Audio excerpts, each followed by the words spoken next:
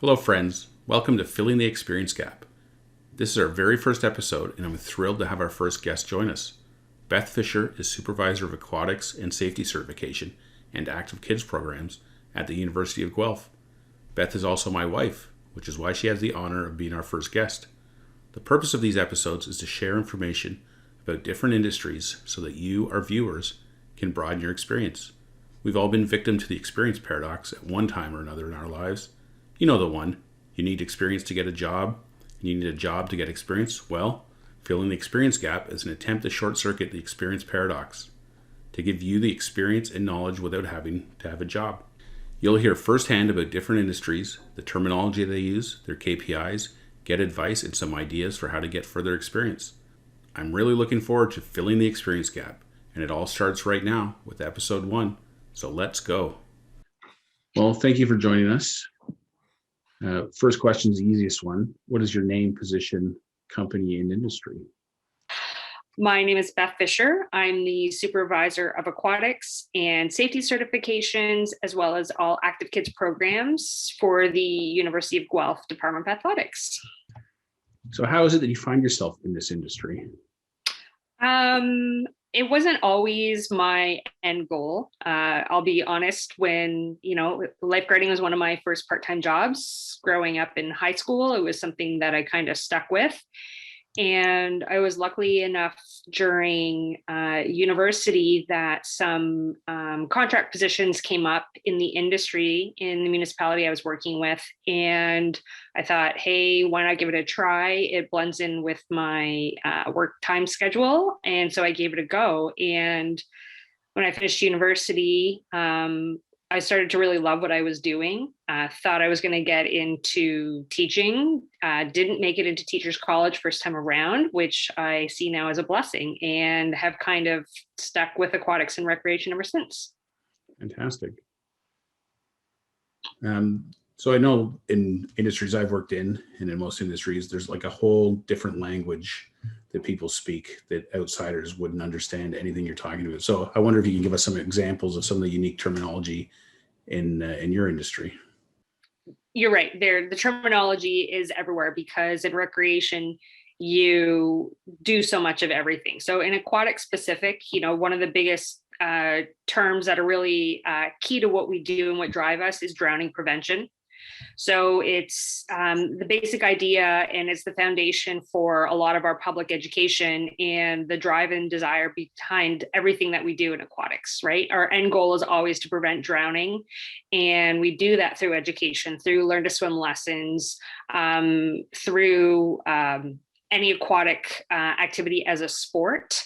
So you hear that terminology a lot in our industry. One that goes hand in hand with that as well is another term we use is called swim to survive, which rolls into this idea of drowning prevention, where the establishment of basic swim skills that every individual, we hope, can learn in the event of an accident or a fall into water where somebody can self-rescue.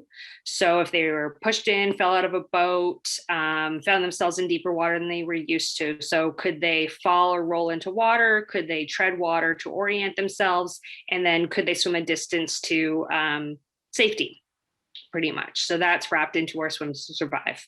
I mean, I could go on even more. We could get into the nitty gritty. I could pull out our high school chemistry and we could talk about, we could talk about free available chlorine and what that means and how that eats the microorganisms that keep your pool clean. So the terminology could go on and on. Right. That's a good point though. Like, so beyond just, swimming lessons and the things people see and experience when they're at a pool, there's a whole another world behind the scenes in terms of the operation of the pool itself, the chemicals, and I guess workers' health and safety, all that kind of stuff is a big play at a public pool as well.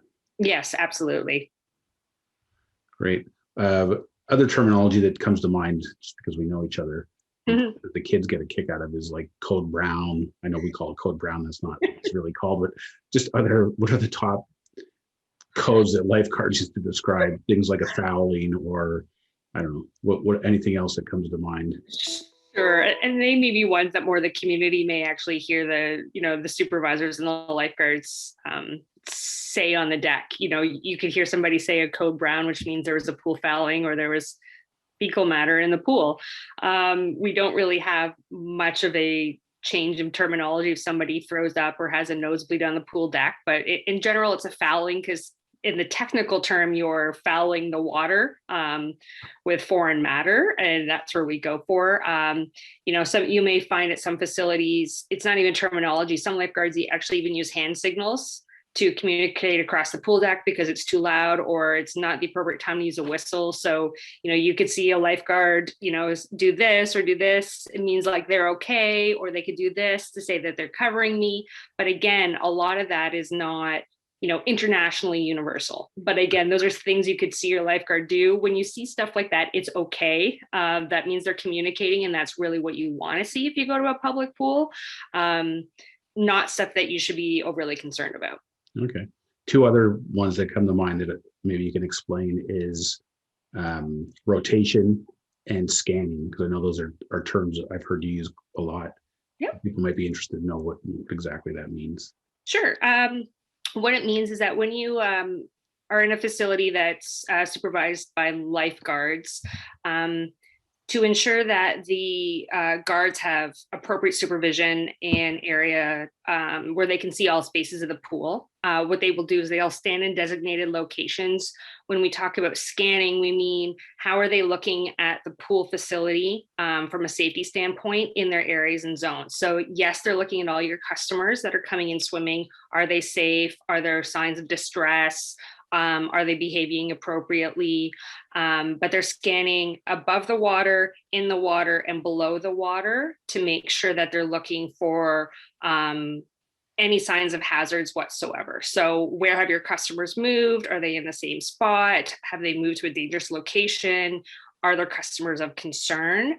That's what the scan includes, including their other peers. So to make sure that they have that communication piece as well. What I mean by rotations is that while we have employees and lifeguards on the deck, they do stand in these designated zones. But to ensure that we don't allow continuous eye and mental fatigue, we ensure that they're rotating to different stations, one, to get different perspective, but it also allows lifeguards to ensure they don't become kind of blurry-eyed and blind to what they're actually going on for that repetitive structure, that they get that fresh eye break and they can move around and see the pools from different angles. So it's kind of like a reset for them. Absolutely. It's key. Cool. All right. Thank you. Next question we have is how's success measured in your industry, and what are the key performance indicators? This one's really beyond the obvious that no one drowns today. That's obviously the number one. I'm not kidding. That's your end goal when you go home at the end of the day, is that nobody is drowned in your pool. But they branch off from that, definitely. It is a business, let's be honest. When you operate at an aquatic facility, outdoors, indoors, theme parks, wave pools, you are running a business. So you will have your business performance indicators, your financial responsibilities, your employee payroll, what revenue are you bringing in, meeting your needs. But the key success measures for us in the aquatics and recreation industry, it is about drowning prevention. It's at what point are you able to reach the greatest number of your community members to share education? Are you seeing a difference in the behavior and the safe choices that your customers are making when they do come to your pool? A huge success indicator for us, it's really playing the long game. But in aquatics and with a lot of sport activities, we find that children, as they grow up, learn a sport, and then as they get to that preteen teenage, they drop off from continuing with a lot of sports because they get to start to make those decisions on their own instead of the parents making those decisions for them. And that success factor comes into us when those children and teens now start to make that decision for themselves to continue in aquatics or choosing a different aquatic level sport, whether it's competitive swimming or artistic swimming or water polo, or they train to become a lifeguard, whatever it happens to be. That's a huge success indicator for us, is to maintain aquatics as part of a healthy lifestyle as well. So that's extremely important to us. The last piece for that is really also seeing annually the reduction in drowning deaths within, whether it's our own province or nationally or internationally. If we can contribute to that by the success of our programs and reaching as many customers as we can and bringing new customers in, we know we're doing what we can to contribute to that decline in annual deaths. Great. You mentioned it's a business. I don't think many people would be aware of just the types of different revenue streams that an aquatics facility would have. Maybe you can describe, the obvious that most people would be aware of is like swimming lessons or public swimming, but there's a whole other business behind the scenes that people may not be aware of. Do you want to just describe what some of those? Yeah, sure. Absolutely. I can. I'll be forthcoming when I say that, aquatics as a facility is not, it's not the boom. It's not where you're making all your money. You don't leave at the end of the day with stacks of cash. It is a very costly operation to run, with your facility management, your lighting, your hydro, your chlorine levels, whatever it happens to be. But the revenue streams and what you're finding in a lot of these high multi-use facilities are learn to swim swimming lessons, your traditional lessons for kids, teens, adults. You're seeing a lot more where customers, there's a lot of need now for more aquatic therapy. With the increase of older adults in our community, a need for a place for them to go where traditional fitness is too hard on the joints. So you're seeing more individual rehab, group therapy programs, warmer water activities. And then you're also seeing branches off into, there are community organizations in every city and town that you go to that are your regional competitive swim clubs, your artistic swimming clubs, water polo. We're lucky enough at the university, we host a club for underwater hockey as a sport, which is a lot of fun and a little bit scary to watch. And nothing says Canada like underwater hockey. Exactly. We can play hockey on everything we do. So whether the ice is frozen or wet, it doesn't matter. The amount of sport and unique use in pools is it only really ends at your level of creativity with the amount of users that want pool time. It's so key right now as well for everybody's mental health to get in the water, whether it's water running, playing, jumping on a diving board, swimming laps, however you want to use it. The broad spectrum of individuals who need and want access to pools is really huge and widespread. In terms of the therapy aspect of it, I know you have two pools. Can you describe kind of the major differences, not only in the configuration, but also like things like water temperature that, again, people may not really be aware of why there's a difference? I mean, clearly, if they're like me, they like to swim in a warm pool, but there's also a reason to have a colder pool as well. Exactly. And it's funny, we get this question a lot, and it really does make a difference in the types of programs we can offer and for the customers that we can have access to. So having a warmer water temperature pool for general public use, so our traditional recreational pool that we run is ideal for little kids in swimming lessons. So you don't get babies in the water with shivery blue lips, and they can be in the water for 25 to 30 minutes for a swim lessons activity with the parents. And then when we talked about therapy, even increasing water temperature a little bit more to traditional recreational pool swim temperatures for individuals, especially if they're coming through from a rehab purpose, where they have an aversion to cold in itself, where the warm water relaxes their muscles. If they're in water that's too cold for them, they become too tense, and it actually increases the pain in their bodies. So we see a lot of, joint release, increased mobility of those individuals in therapy programs being in the water. For some people, it's their only release that they actually ever get. So it is really key in all, cities and organizations you go to, that you can find that location to do that kind of work. Whereas on the opposite spectrum to that, we have a competitive swim pool where not just our varsity swim team practices, but also our regional competitive swim team practices, as well as many of our other aquatic clubs. We keep that water temperature significantly colder. And the reason being, for those swimmers who race as a sport and higher speed and at a much higher level of competition, is that when the water is cooler, it's actually easier for that athlete to be able to breathe and swim in the water. And again, it's, a lot of people don't realize that when you're in the water and you're swimming and you're moving around, you're actually sweating and you're working out, and you do become dehydrated.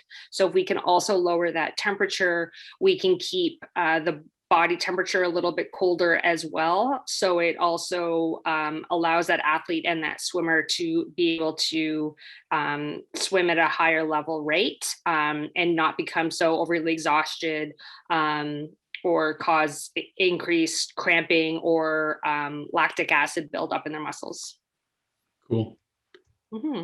Thank you. Our next question is, what's the best advice you have for somebody who's thinking of getting into the aquatics industry or recreation? I think my best advice would be learn from as many people as you can. You're always going to find those people, hopefully in your, whatever your career happens to be, you find that mentor or that leader who really kind of shows you the way. But it's really important in aquatics and recreation to learn all those different perspectives, much like we talked about earlier, that a lifeguard shouldn't be in one scanning station for too long, that you get that fatigue. It happens to anybody in a profession as well. You need to learn from different people. Aquatics is so different at a high use community facility, very small town individual pool, a place that only runs, they have a wave park, wave pool and slides. To understand the aquatic business, your functioning of customers, your level of customer service as itself, you need to see everybody who walks through your door as a customer. You're only really going to get that perspective by talking and learning from as many people as you can, and not thinking that one facility is the be all and end all of everything you need to learn, for sure. Great. Thank you. With everything that's gone on with the pandemic, it's forced a lot of industries to innovate and come up with new ways to deliver their services or refine what they do.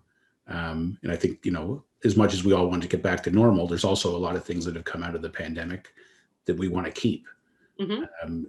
Is there anything like that in your line of work that is going to stick around post-pandemic and not go back to the way it was?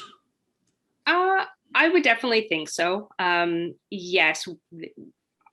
You can survey any one of our customers or my staff or anybody who works in our facility that they can't wait for things to go back to normal. The quiet is nice for only so long, but then you miss the bodies and the people.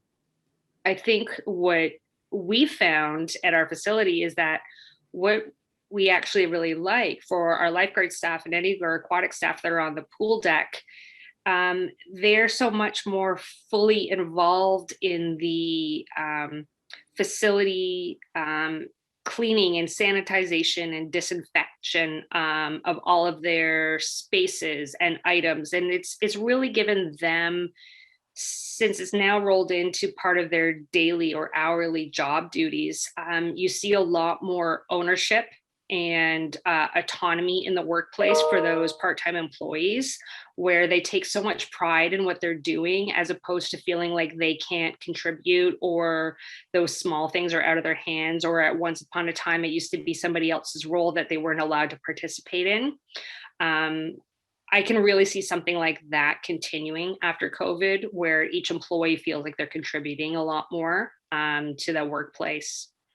I think one of the other things that we're definitely going to keep is that now, based on, especially in Ontario provincially, with the current color coded system framework, is that in recreation, access to facilities is at a prescribed time only. So there isn't just a lot of coming and going.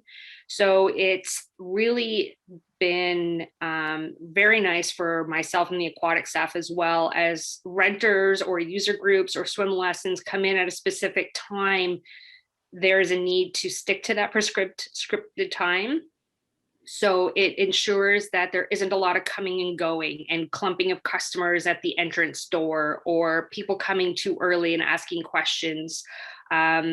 When there's a lot of that hustle and bustle at the wrong times and there are lifeguards on the deck, it's very distracting for them to be able to scan the actual swimmers that they're legally responsible for in the water. So having that additional distraction being pulled away as a function of a COVID need right now has been a bit of a breath of fresh air for us as well. And I can see us modifying that to some degree, and still maintaining some sense of orderliness, but still welcoming for our customers when we return after COVID. One that I've heard you talk about, which I'm not sure if I think previously when I heard you talking about it, it was something that parents were enjoying, but whether that's going to stick around or not, was that parents are in the water with their young children because the swimming instructor can't be in the water with them, or whatever. So maybe, I don't know if that's something that may stick around just because it seems to be popular with parents. Maybe you can describe that situation a little bit. Sure, absolutely. When we brought back Learn to Swim lessons in the fall during COVID with reopening guidelines,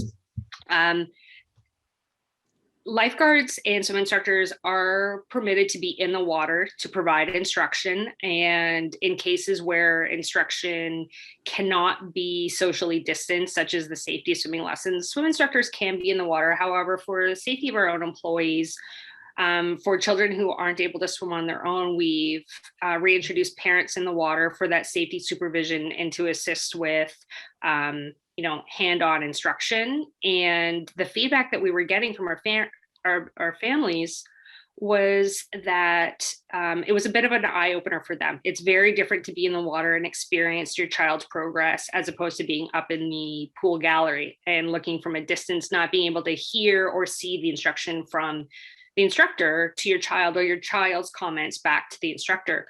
So to have those parents now actively involved back in the water, the feedback we were getting was, I had no idea how great my child was doing, or I had no idea how challenging this skill was that the instructor was asking my child to do.